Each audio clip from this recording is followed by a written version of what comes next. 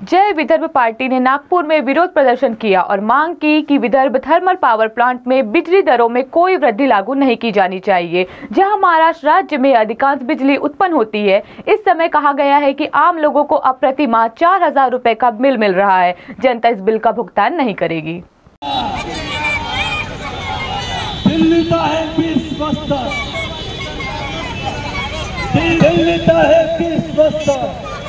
नाही पाहिजे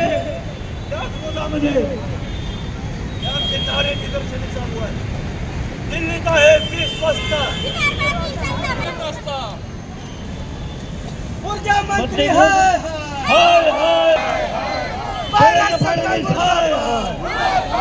सभापती आणि जय विदर्भ पार्टीचे प्रदेशाध्यक्ष या नात्याने आज आमचं काय आहे की इथे वीज बिलाच्या संबंधातली आंदोलन आहे। कारण की वीज बिलासाठी किंवा इतर कोणतेही प्रश्न असो यासाठी आम्हाला प्रत्येक वेळा झगडावंच लागतं आणि झगडून आम्ही आमचा विदर्भ आमच्या पदरात पाडून घेणारच आहे। ज्या वेळेला नागपूरचा ऊर्जा मंत्री झालेला आहे, मग ते राऊतांपासून असो की चंद्रशेखर बावनकुळेंपासून असो किंवा आता उपमुख्यमंत्री देवेंद्र फडणवीसांपासून असो, जेव्हा मुख्यमंत्री नागपूरचे आपले उपमुख्यमंत्री तर सोडा, परंतु वीज मंत्री जेव्हा नागपूरचे झाले आहे त्यावेळेस विदर्भाला आणि नागपूरच्या जनतेला अत्यंत वीज बिलाचा त्रास खूप सहन करावा लागतो। 1 एप्रिल 2022 मध्ये वीज दरवाढ झाली होती, 1 एप्रिल 2023 मध्ये वीज दरवाढ झाली होती आणि असा 2024 मध्ये सुद्धा 1 एप्रिल पासून विजेमध्ये दरवाढ झालेली आहे।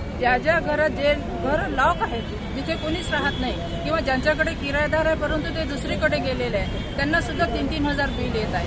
म्हणजे 3-3 हजार रुपये हे कोणाच्या खिशामध्ये जात आहे? एक तर मंत्री पण याला सामील आहे, मंत्र्याच्या खिशात हा पैसा जातो आहे, वीज वितरण कंपनीच्याही खिशामध्ये हा जातो आहे। म्हणजे महामंडळाला याचा फायदा आणि मग याचा फायदा विदर्भाला का होत नाही आहे? प्रत्येकच आम्हाला जवळून घ्यावं लागतं, ते तर आम्ही घेणारच आहे। दुसरा प्रश्न असा आहे की नागपुरात तुम्ही पाहिलेलं आहे, काल परवा केवढं जलमय झालेलं होतं। म्हणजे 200 कोटी यांनी इथल्या फक्त रंगरंगोटी करण्याला खर्च केले होते महानगरपालिकेचे, आणि तेच जर 200 कोटी रुपये यांनी जर अंडरग्राऊंड 10 झोनमध्ये अंडरग्राऊंड जर टँक बांधल्या असत्या तर आज नागपूरची ही जी स्थिती आहे ही झाली नसती। प्रत्येक घरामध्ये, झोपडपट्ट्यांमध्ये, मोठ्या बंगल्यांमध्ये, सिव्हिल लाईनमध्ये सुद्धा, माझ्या घरामध्ये सुद्धा 2 फूट पाणी घुसलेलं मागल्या वर्षी, काल सुद्धा किती पाणी आलेलं। मी रविनगरला राहते, म्हणजे सिव्हिल लाईनची सुद्धा हे झालं आहे। म्हणून गडकरींनी याच्यामध्ये काय लक्ष केलं? नुसतं सिमेंटचे फॅक्टरी स्वतःसाठी खप व्हावा यासाठी यांनी सुरू केल्या का? किंवा सिमेंटचे रस्ते इथे बांधून लोकांना प्रदूषणामध्ये राहावं